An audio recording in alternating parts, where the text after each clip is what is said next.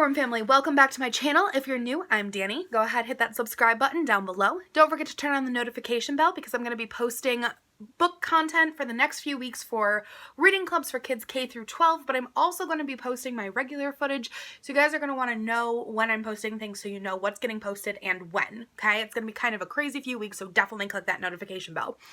And if you're not already following me on Instagram, please be sure to do that. It is at @the_dancing_bookworm, and on there I post full review and content. So if you guys do not know anything about the reading club yet, that means you did not check out the first video, so please go do that. I'm going to link it up here. I'm going to link it in the description box down below. I want you guys to go click that because that has all the information that you need to know. The book, the reading dates, what book is for what grade level, information for your parents, pre-reading questions, all that stuff that is super important. Please, please, please go click those links so you can catch up with us, okay? If you have already watched that video, you know what's going on, you're working on getting your book, and you've answered the pre-reading questions. So that's what we're going to talk about today, is kind of that pre-reading document that I posted on to our Google Docs page that we're sharing together. So if you don't know, and you want to just kind of watch this video and see what it's about before you go try to get involved with it, we are reading True Confessions. This is our book for grades 6th through 8th, so my middle schoolers, okay? So that's who I'm working with right now. There are other grade levels, so if you want to be a part of those, go to my channel, look for your grade level, and go ahead and click on that video, okay? But for my 6th through 8th graders, we are reading True Confessions. This is by Janet, I can never say her last name, Tashian. Janet Tashian. Ooh, I'm gonna get it one day, guys, I promise. If you don't know what this book is about, it is about True, who is a budding filmmaker. All she wants to do is have her own TV show, whether she's in front of the camera or behind the camera. True has a brother, Eddie, who is her twin, and he is developmentally delayed. All True wants, other than being a filmmaker, is to find a cure for Eddie. She wants him to be exactly like her. True does everything in her power to try to figure out ways to help Eddie, from asking people online to trying to find these weird cures on the internet and stuff like that. She also finds out that there is a huge contest for her local TV studio. A young kid will be able to create their own TV show and have it put on TV. She is so excited about this. She enters the contest right away. She thinks she has it in the bag and she's so ready to go. However, she does want to make the TV show about her brother Eddie, and she worries that it might not be well received. She thinks people are going to make fun of him, make fun of her, stuff like that, because he's constantly getting picked on already. So one of the things I want to talk about first is the term developmental delay. So if you read the inside flap of the book right here, it talks about in the summary how Eddie has a developmental delay. So I want to talk about what that means. So a developmental delay is defined as usually diagnosed by a doctor. A developmental delay is when a person does not reach important milestones or process at the same level in their range of others. Ranges can include age, height, gender, weight, etc. My example that I used is Dylan showed signs of developmental delay because all the other kids were reading full words and he still struggled with the alphabet. So I want to ask you guys, do you know anyone who has a developmental delay, special needs, anything like that? And if you do, what is something that is difficult for them in their daily routine? So you guys know from the past that I have a nephew with Down syndrome. So Down syndrome is classified as a special need. He is capable of doing almost everything any other kid can do, but he does struggle with keeping up at the pace. So right now my nephew is 4. Most 4-year-olds can count past 10. They can do their full alphabet in order. My nephew still has a really hard time talking. If you don't live with him, you might not understand his words because they're kind of all muffled and sometimes they don't always make sense. But we understand what he's saying, and that's the important part, that he can communicate with his family. However, communication is really hard for my nephew. The other thing that's really hard for him is he only can count right now. He can count up to 10, but he gets stuck on like the numbers 6 and 9 because they look a little bit alike. And he also kind of gets stuck on some letters. So things that kids are like starting to read full sight words and stuff like that, he is still working on tracing letters and understanding letters. Now, that doesn't mean that he will never be able to read. He will definitely be able to read, and I can already tell he's going to be the reader of my family because every time I have a book he wants to sit on my lap and read it with me. So but yeah, so that's a little bit about my nephew, and he is a super big part of my life. I love living with him, and I don't think there's anything like vastly different about him. Like, he's a fully functioning boy, and he likes to get in trouble and make messes, and he is a little stink nugget sometimes, but he is fully functioning and he loves life. He is the happiest go lucky kid I have ever met, ever. So the next thing I want to talk about is the pre-reading questions. So if you guys haven't answered the pre-reading questions, please go do that right now. So pause the video, go do that, because you don't have to have read any of the book yet, okay? So the pre-reading questions are before we dive into the book, okay? So you haven't had to open up the book at all yet. So let's go into the pre-reading questions. These are kind of what we think, what we assume is going to happen in the book, okay? So my first question is, True wants to create a TV show about her brother with a developmental delay. Do you think people will respond well to a TV show like this, or will it make them uncomfortable, and why? So I think that so this book was written in 1997. So that's something else that I want to talk about. So 1997, I was 5. I was only 5 years old in 1997, okay? So for you guys who are a little bit younger, 1997, it was a pretty progressive time still. Like, people knew of developmental delays and stuff like that. People were not, like, they didn't, like, shun people like that anymore, but they also had a really hard time, like we have so much that we do that includes kids. So my nephew has Down syndrome, but he's in a typical classroom. He is surrounded by peers who are labeled as typical children.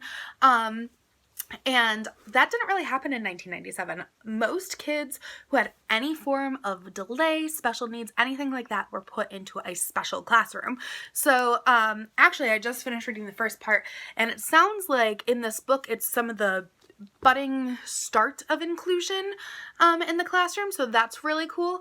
But we definitely have come a long way with including kids and making them known as just like us, no matter what their differences are. So whether you're born typical or you're born with 3 eyeballs, like, I think kids kind of look past that now, which is great, because that means we're doing a good job as a generation of raising these kids. But back in 1997, I think there might have been, I think some people probably would have been a little uncomfortable watching a show about a kid with special needs, but I also think that people were eager to learn at that time, and they wanted to know more about inclusion and wanted to know more about getting people involved in helping and how to treat people exactly the same and equality and all that stuff. So I think some people would be uncomfortable, but I think for the most part, people would be kind of open to it and wanting to kind of expand their knowledge of what they know. So question number 2 is, this book has a mixed media format. Have you ever read a book with a diverse formatting before? Did you like it or not so much? So when I say mixed media, so if you guys don't have the book yet, I'll show you. But as you can see, there's a lot of lists in here that True makes, and there's some crazy writing from when she types on her computer, and there's some drawings. So there's lots of different ways that the story is getting conveyed through this. I have read books in mixed media format before. Some of my favorite, like, young adult books is Illuminae.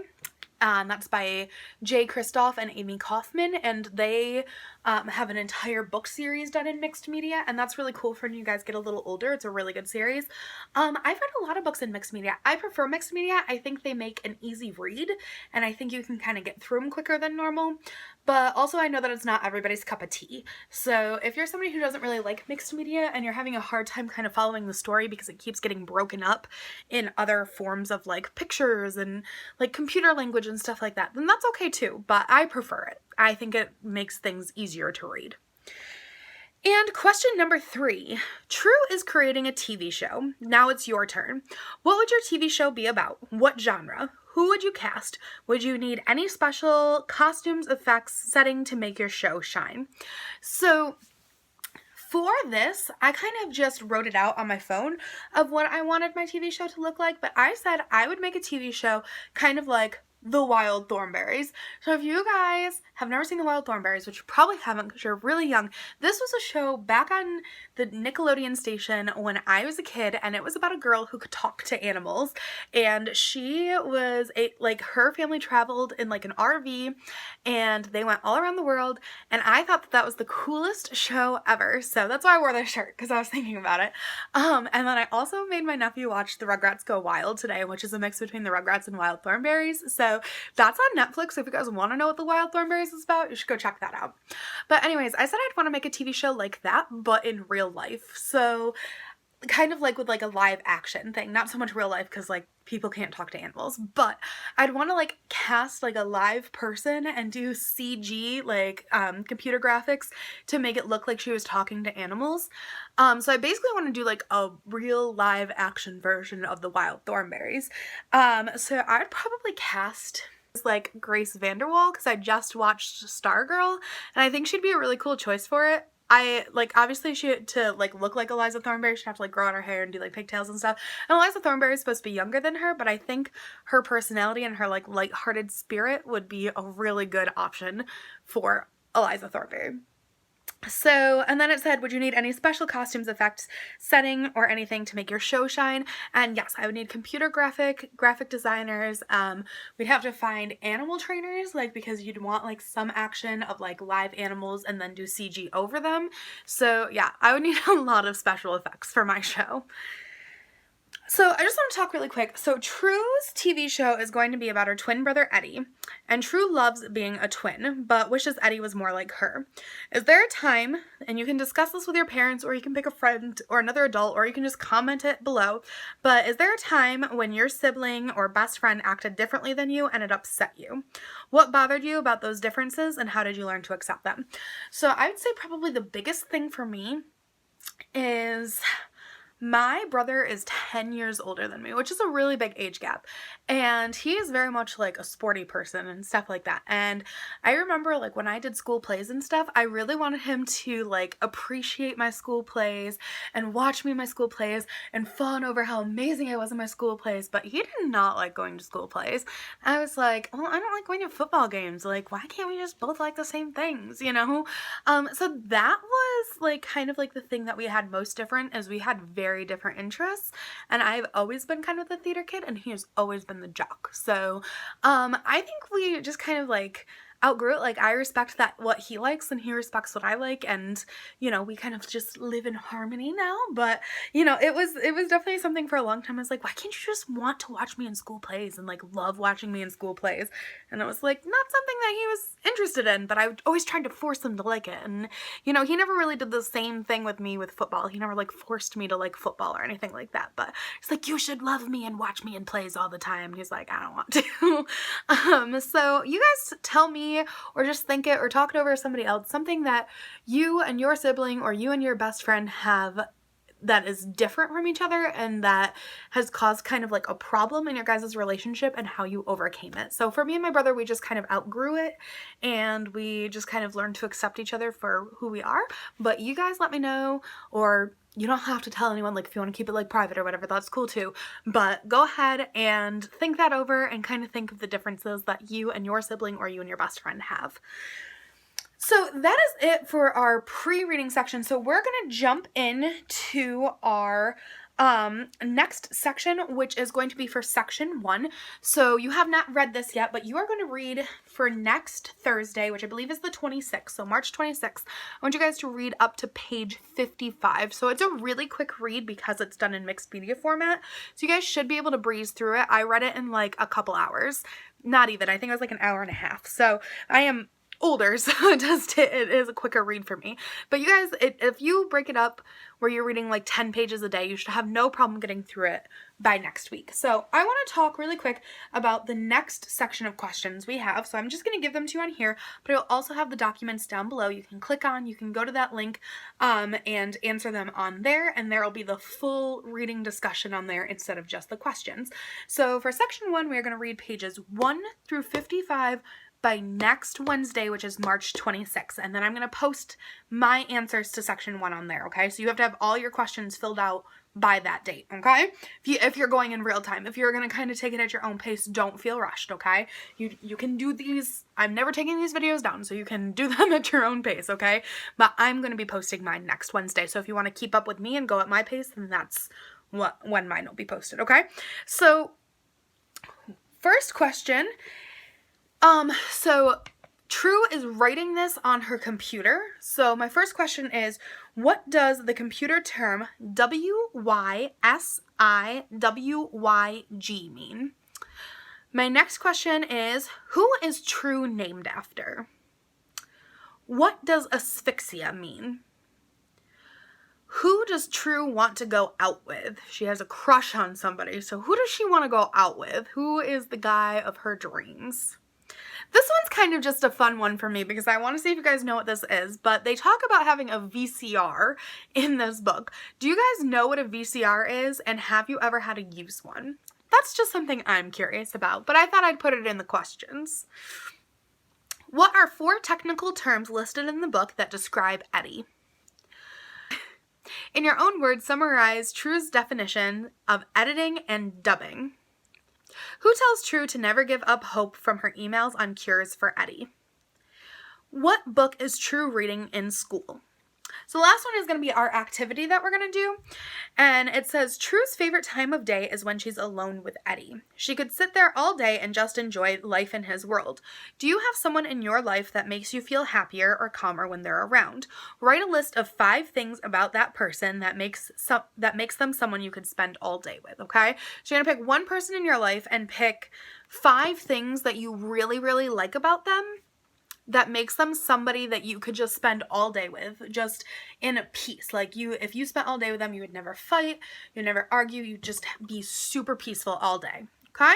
So that's your guys' questions for the next time. Click those links for the documents so you guys can see our word of the week, you guys can see our discussions, all that stuff.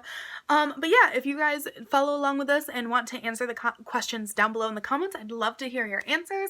I will share some of them if I think they're really awesome. And thank you guys so much for watching. Bye! Wasn't that a great video? Clearly books make me very happy. Now you can make me happy too.